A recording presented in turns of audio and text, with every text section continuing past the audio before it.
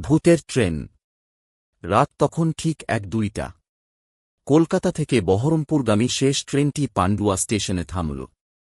Station প্রায় ফাঁকা, শুধু এক বৃদ্ধ লোক প্ল্যাটফর্মের এক কোণে বসে বিড়বিড় করছিলেন। রবি, এক অফিস কর্মী, তাড়াহুড়ো করে ট্রেনে উঠল। পুরো কামরাটা ফাঁকা। কেমন অস্বাভাবিক ঠান্ডা লাগছিল। জানলার বাইরে অন্ধকার মাঠ আর দূরে জ্বলতে থাকা টিমটিমে আলো। ট্রেন চলতে শুরু করল। কিছুক্ষণ পর রবির কানে এল চাপা গুঞ্জন, যেন কেউ কথা বলছে। সে তাকিয়ে দেখল, তার সামনে এক শীর্ণকায় বৃদ্ধ বসে আছেন, এক দৃষ্টিতে তার দিকে চেয়ে। রবি বিস্মিত, এই কামরা তো একদম ফাঁকা ছিল। তুমি নতুন যাত্রী? বৃদ্ধ ফিসফিস করলেন। রবি ঘাড় নেড়ে বলল, হ্যাঁ, কেন? বৃদ্ধ কাঁপা কাঁপা গলায় বললেন, তুমি কি জানো, এই ট্রেনটা ৫০ বছর আগে লাইনচ্যুত হয়েছিল। সব যাত্রী মারা গিয়েছিল।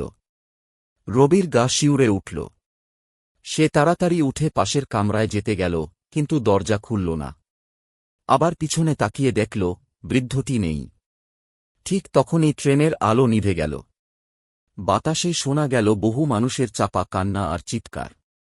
জানলার কাঁচে এক রক্তাক্ত হাতের ছাপ। রবি চেঁচিয়ে উঠল, কিন্তু তার গলার স্বর যেন কেউ চেপে ধরল। আর তার পরের মুহূর্তে সব অন্ধকার। পরদিন সকালে ট্রেনটি বহরমপুর স্টেশনে পৌঁছল।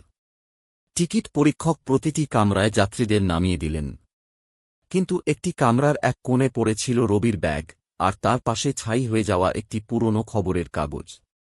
খবরের শিরোনাম ছিল, ৫০ বছর আগে আজকের দিনেই লাইনচ্যুত হয়েছিল বহরমপুর এক্সপ্রেস।